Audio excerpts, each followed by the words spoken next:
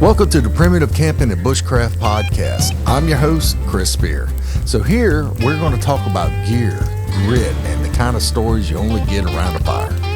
It's all about learning, adapting, and keeping your faith strong. So whether you're a seasoned outdoorsman or just looking to unplug and reconnect, you're in the right place. So pull up a chair by the fire and let's get into it. All right, welcome back to the Primitive Camping and Bushcraft Podcast. And today, since I have a week before we launch the freeze-dried camping meals, the primitive camping rations, today I figured we'd talk about calories, talk about some food, talk about one of the things that a lot of people overlook whenever they're heading out into the great outdoors. And I, including myself, I've done it before on several of my trips, but I'm coming to you from underneath the tarp at Camp What the Heck on a very muggy fall day. It is very muggy and it is very hot. It is windy, it's sunny, and then it's raining. Go figure. All three of the seasons all in one day. So now, if you've been out into the woods for more than a day or two, you already know that food out there seems to operate a whole lot different than it does whenever you're at the house, whenever you're at the comfort of your own home, or whenever you're doing your daily routines and stuff like that. Food in the great outdoors, and food in general, is energy, and it helps with your focus, your concentration, your morale, all in one. I mean, it just all wraps up into one thing. Now, you can have the best gear. You can have the perfect camp setup. But if your body runs out of fuel, everything else is going to fall apart. And that is so true. So, right here in the book, you can see all my pages are blowing around everywhere here today. You got on page 182... We all have our go-to foods when we're in the comfort of our own homes. But when heading into the wilderness, a little outside of the box thinking is sometimes required. There are more things you could do to prepare before you go, even if you're planning to procure all your food while you're camping. For example, you could bring items such as flavor packets and seasoning to augment or enhance what you already have. No need to eat flavorless foods just because you're out in the woods and you're camping.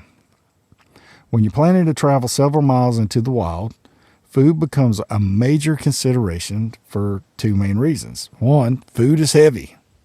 Food can be heavy and it can be a drag, but you need it to survive. Calories equals energy.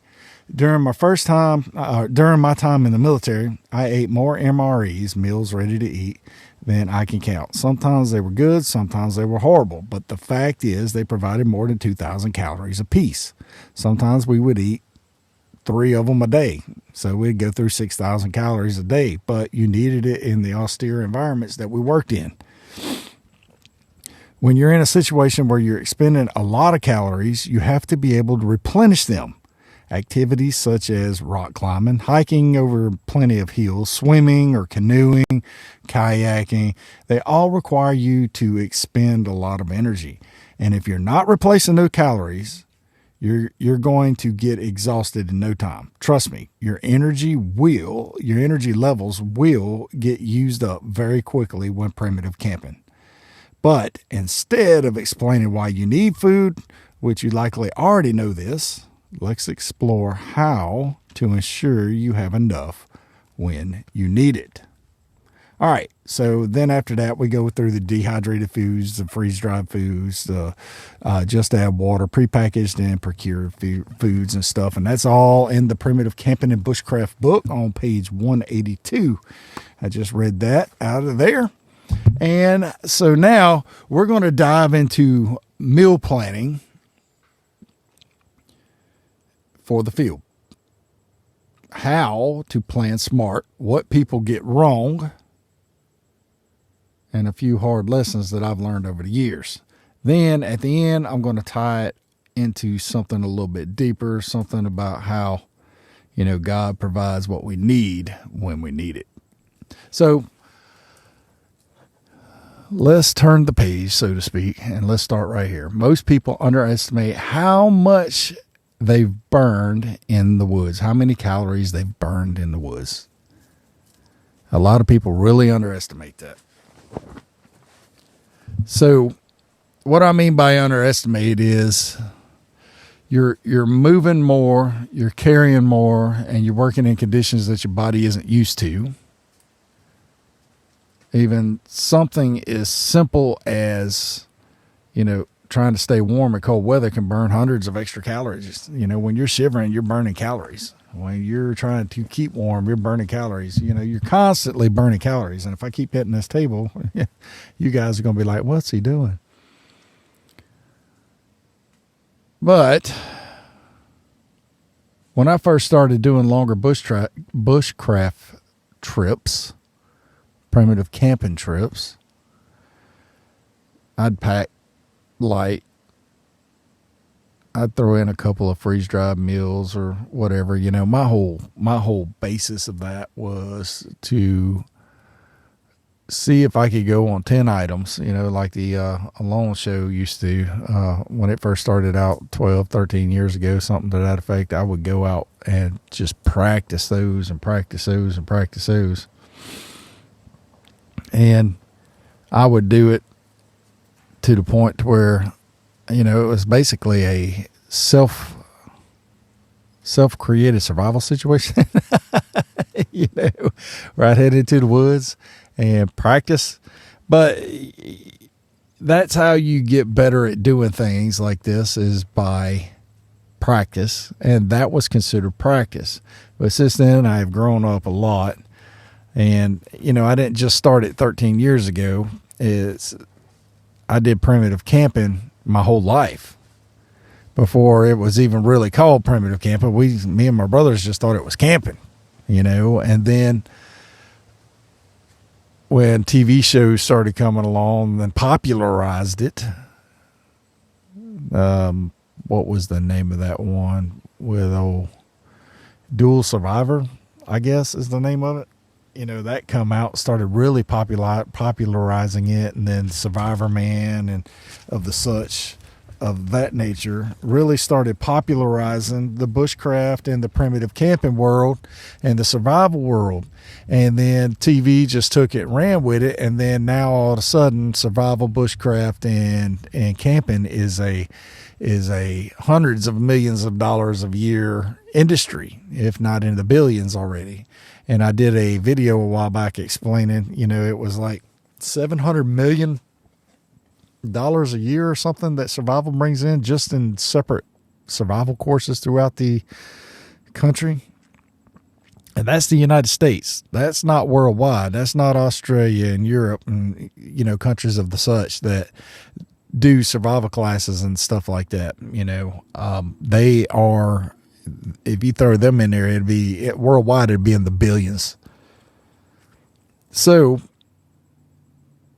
everything that I would pack with me, I would make a gear list and I would make a packing list. I would write everything down that I wanted to take with me on this trip.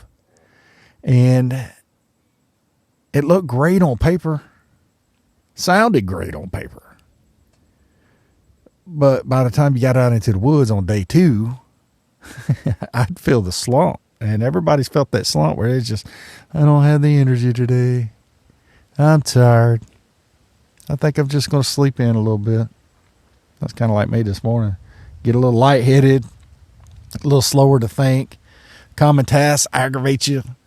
All the such. That's all sign that's, you're not getting enough calories. You're not giving your body enough energy that it needs to do the tasks that you need to do. And what's worse, when you're tired and hungry, you start making mistakes. And when you make mistakes, you stop thinking clearly and you start taking shortcuts. And that's when injuries start happening. And that's why calories are very important when you get into the field and when you get into your primitive camping mode. It's fall. It's fall, y'all. And everybody's going to be out camping, fall and early winter, stuff like that. I mean, it is camping season, full swing camping season, and then early spring is full swing camping season again. And people do camping different. Some people will do what they call primitive camping at a pre-built campsite at a national park or a state park or a national forest or something of the such, or private lands. And it's an already developed campsite that has the fire rings and has electrical hookups and has all this stuff, you know. And then they got the ones that are primitive camping where it has no electricity, but still has the pad there for you to build your tent on or whatnot, and the fire ring for you to go build your fire. So I took a trip one time, and I thought I had all my meals dialed in, and it was me and my brother once again, and we get out there, and dude, we were drained. And I think I've talked about this trip before on this podcast, is we were drained by a couple of days into it. We just, headache, just tired, lethargic, just didn't feel right.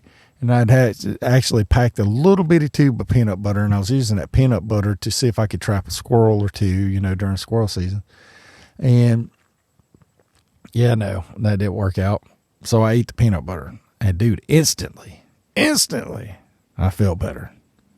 I mean, that peanut butter just snapped me too. Well, come to find out, peanut butter's got all the fats, all the sugars, all the proteins. It's got everything you need. Peanuts are almost a perfect food. Peanuts and sunflower seeds, if I recall. Sunflower seeds are a nearly perfect food. In other words, you can eat just sunflower seeds and still gain weight and still have all the protein, fats, sugars, everything that you need. It is nearly perfect. But peanut butter is close to that as well. So I figured my food was going to last long enough on this trip, but it did not. I mean, I didn't account for both of us eating. And this was one trip that my brother only brought some beef jerky, I believe. We ended up eating the beef jerky and cooking it into the pot and rehydrating it and making it into a stew. But still, we didn't have everything that we needed, and we depleted all of our calories before, and then once you're on the downside and you're trying to make up for it, it's harder to recuperate. So something that people don't factor in, every step, every swing of the axe, every breath of cold air, it all costs energy. And the average person burns about 2,000 calories a day at home. Out here in the woods, in the great outdoors, you're looking at between 3,500 and 5,000 calories easy, because you are constantly moving. You are constantly doing something. You are constantly doing something usually labor intensive. I don't know why they call it relaxing, because there's nothing relaxing about going camping. Yeah, it is to me for some reason. But when you get out into the great outdoors, it's generally a lot of work. And if you're in rougher terrain, like let's say you're elk hunting or you're doing some kind of hunt over in the mountains, sheep hunting, stuff like that, and you're up in these hills, you're up in these mountains, and you're constantly climbing up and down and up and down. And dude, they don't go up just one hill and sit on that one hill. They'll go up one, down one, up one, down one, up one, and then 4 or 5 of them, and then sit there. And y'all ever watched the episodes of Meat Hunter, where they are just constantly moving?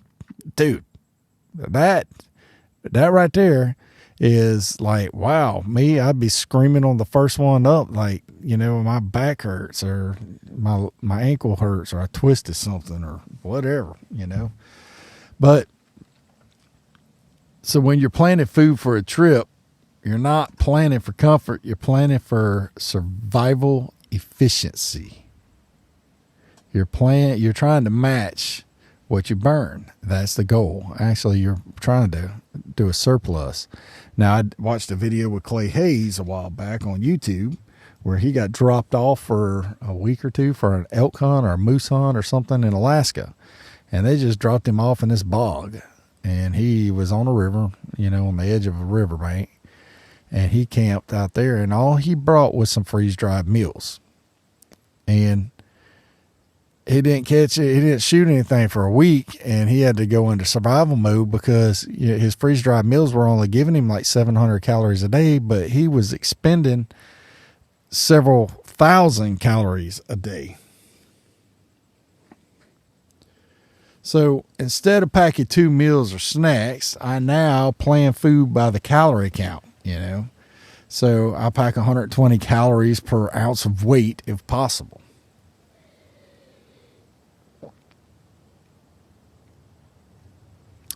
Good old H2O.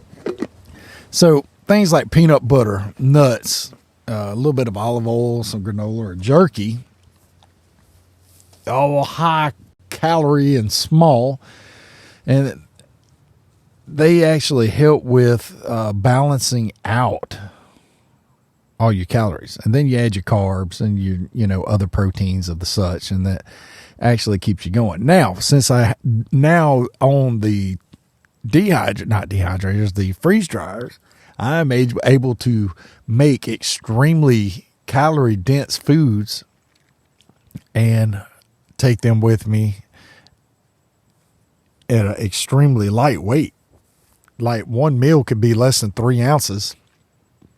And by the time you rehydrate it, it is well over a pound.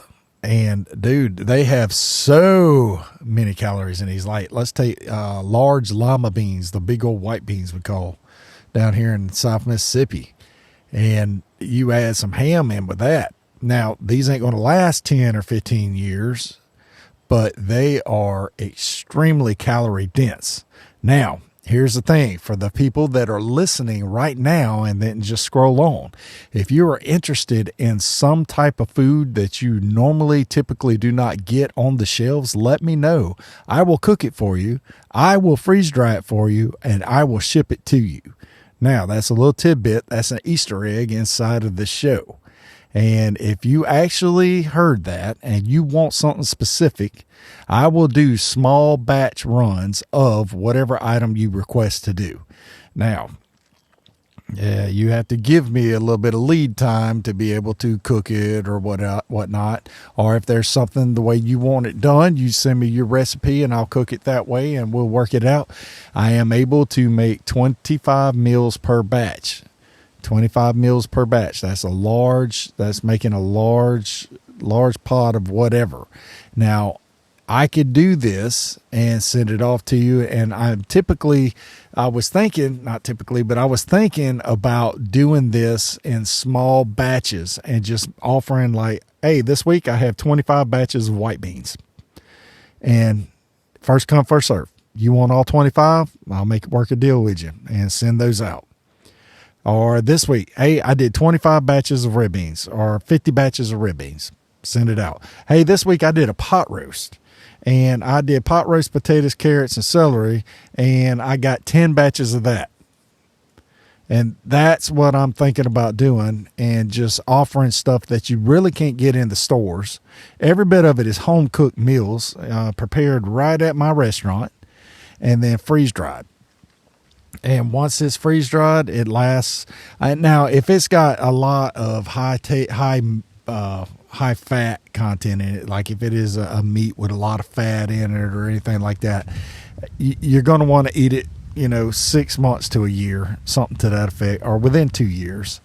But anything after that, with less fat in there, can go up to 10, 20, 30 years. You look at some of these freeze-dried meals on the shelves at like Walmart or, any of your outdoor sports warehouses and, stuff to that effect. They last up to 30 years, but they have all the preservatives in it. The stuff I'm offering is straight, fresh cooked, freeze-dried meals straight from a commercial kitchen and thrown into the freeze dryer and shipped straight to you. That's what I'm offering. That's what I'm going to be doing from here on out. So customized. So we'll see how this works out. I'll throw a label on there, primitive camping rations, and I'll put your food on there and ship it out to you, So Yeah. Anyway, that was a tangent. So instead of packing 2 meals or snacks, I now plan for calories. You know, you pack 120 calories per ounce of weight if possible. Yeah, that's a lot of calories. So if I'm 200 pounds, then I'm looking at, I don't know, lots of calories. I typically try to pack between 5,000 and 6,000 calories a day. Now, do I eat all that all the time? No. If I'm very hungry and I'm very worn down, yes. So if I know that it's a trip where I'll be hiking a lot, I'll add more quick little bites. And, you know, freeze-dried meals, you can freeze-dry anything. And that's why I stepped out, and that's why I bought the freeze dryers, because you could do almost anything. And you can almost preserve. The only thing you can't preserve really is peanut butter. And I'm going to figure out a way. I don't know how they make the peanut butter powder, but I'm going to figure out how to do that. And then that's an option too, is making peanut butter powder. So here's a couple of little tips about, I guess, like four little pointers. All right, let me give you 4 little pointers about food. Number 1 is don't trust how hungry you feel. And we're going to go back through. I'm just going to read them all out too. Number 2, fat is your friend. I know that goes against anything and everything you've ever heard whenever you're dieting and stuff like that. Fat is your friend. Number 3, rotate your meals. Number 4, always bring one emergency meal that you don't plan to eat. Bring something else, one extra meal, just in case. All right, now let's go back. Let's start at the beginning. Why? All right, so number 1, don't trust how hungry you feel. Outdoors, adrenaline is going to mask your hunger. So you might not feel hungry until it's too late. So here is a valuable asset, and I wish I would have put this in the book, but I did not. But eat by the clock, not by your stomach. Eat by the clock. If it's 12 o'clock, eat. As soon as you wake up, eat. If it is 5 o'clock, eat. You know, eat on a schedule. When you go camping, eat on a schedule. Number 2, fat is your friend. People think proteins. People always think about proteins, but in cold weather and long treks, fat gives you more calories per ounce than anything else. Butter, oils, nuts, they keep you alive when carbs won't cut it. Carbs are going to burn off faster. Now, here's a thing that I watched. People getting ready to go on TV shows like Naked and Afraid, Alone. Those type things would drink olive oil every day, and they would put on the weight. Olive oil will actually put weight on you. I'm not saying it's healthy, but in the event of, bring some olive oil. You can have a shot of olive oil, and it will actually give you a boost of energy, believe it or not. Number 3, rotate your meals. If you're doing a long trip, don't eat the same meal every day. And I have a story for this. I was deployed in Alaska. We were deployed to a bombing range. It sounds weird. We went out, and I hope I can talk about this. I believe I can. But we went out to a bombing range to collect unexploded ordnance. And I was the medic, and I was with a bunch of EOD guys. And they paid us X amount of dollars per day to be in the field, plus our regular pay. So we got a per diem. And boy, was it big. It was the first time here I was 20-something years old, and it was the most money I think I've ever seen in a paycheck. And I couldn't believe it. And I was like, man, they're going to pay us X amount of dollars a day times 21. They said prepare for 21 to 30 days. And I was like, golly, that's a lot of money. I could do this. I can eat ramen noodles, green beans, and corn every day for 30 days. So I went down to the commissary on base, and I bought 30 days worth of the ramen noodles 3 times a day, green beans and corn. I don't eat ramen noodles anymore. I haven't eaten ramen noodles since that trip. I ate ramen noodles every day for 21 days, and I was thanking God that we got done on the 21st day. I was sick of eating ramen noodles and green beans and corn. I still eat green beans and I still eat corn, but I was sick of chicken-flavored ramen noodles. I don't think I will ever eat a chicken-flavored ramen noodle again. That was horrible. So rotate your meals. Mix up the flavors. Mix up the textures. It keeps your morale high, and it keeps you from just, I don't even know, you know, you see these videos of these babies all the time getting fed whatever, a Brussels sprout. That's one thing for me, a Brussels sprout. Give me a Brussels sprout, and I'm like, and I'm wanting to vomit all over the place. So 4, always bring one emergency meal. And I suggest that this meal be something, get you an MRE. Order you an MRE online and use that as your emergency backup, because MREs have, they're each one's different, but most of them are at least 2,000 calories. Some of them are up to 2,500 calories if you eat everything in that pack. Now, if you're very hungry and you're going through a bunch of stuff, you will eat everything in that pack. So preparation isn't just packing your food. It's about being ready for what's coming. Out when you're camping, you can't afford to assume that tomorrow is going to be easy, that you're going to be able to catch that fish or shoot a deer or catch you some squirrels, shoot some squirrels, or, you know, whatever, if you're hunting. So you always have to assume you cannot assume tomorrow will be easy. You have to think ahead. And that principle runs all through history. Even in the Bible, it runs all through history. Yeah, I mean, you look at the man Joseph in the Bible. He didn't just wake up one day and say, let's build barns. He saw what was coming. God gave him wisdom to prepare during the years of plenty for the famine that was on the way. He didn't panic. He planned. There's another one. A lot of people cast doubt on this, and they throw this out there. Noah. It's the same thing. God said the storm was coming, and Noah listened, and Noah built everything. He didn't argue. He didn't wait for the first raindrop to start building this boat. He worked while everything else and everybody else laughed. The ark didn't just carry animals, it carried obedience. Now, I'm not trying to preach a sermon here, but those stories make me think about the balance between trust and preparation. In the woods, we prepare.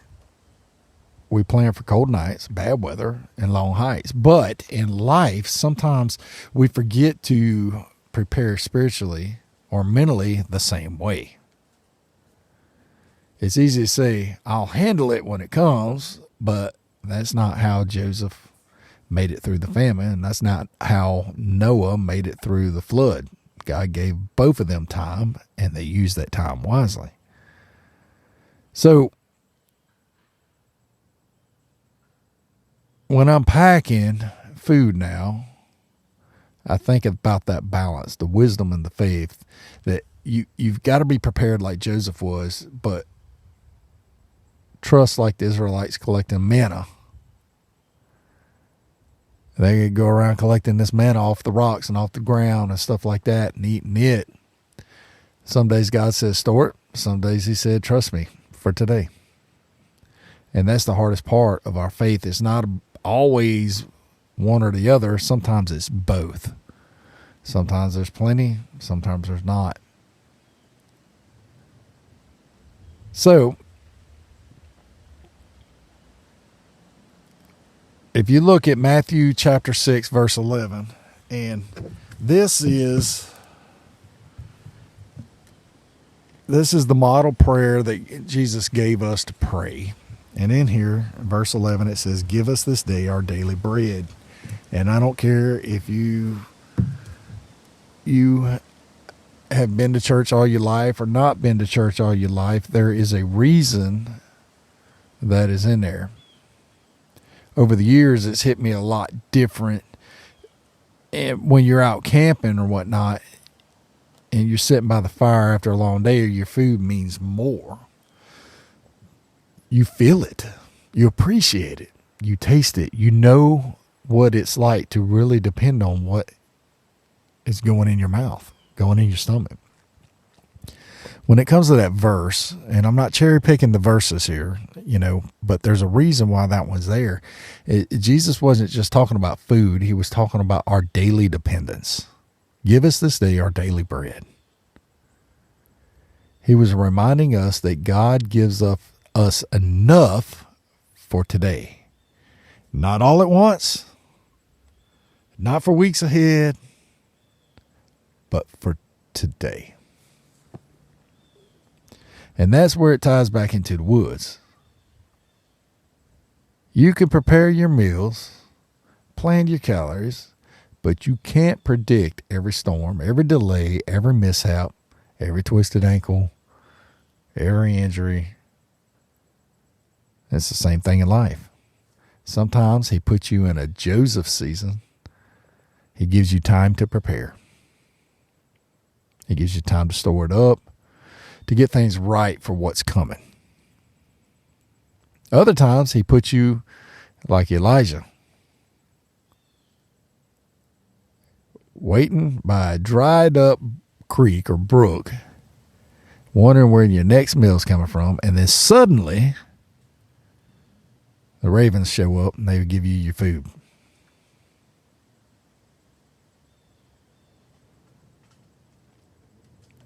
It shows up in ways you didn't expect it. Then there are the manna days where you wake up and what you need is waiting for you, but only for today, just enough for that day. You can't hoard it. You can't save it. You just have to trust it'll be there again tomorrow. Wow. Each one of these stories, Joseph, Noah, Elijah, the manna, it's the same truth from different angles. God provides. Sometimes he provides through your preparation, and sometimes he provides in spite of your lack. So the takeaway, prepare wisely. When you're heading out into the great outdoors, prepare wisely. Take what you need, but trust completely. Pack your meals like Joseph would, but live like Israel did, expecting tomorrow's bread will show up again. Now, don't confuse what I just said with disobedience. Don't live like them as far as disobedience. So, that's where we're going to leave it for today. If this episode stirred something in you, or you got to thinking a little deeper about how physical preparation or spiritual dependence, go ahead and share it with somebody else.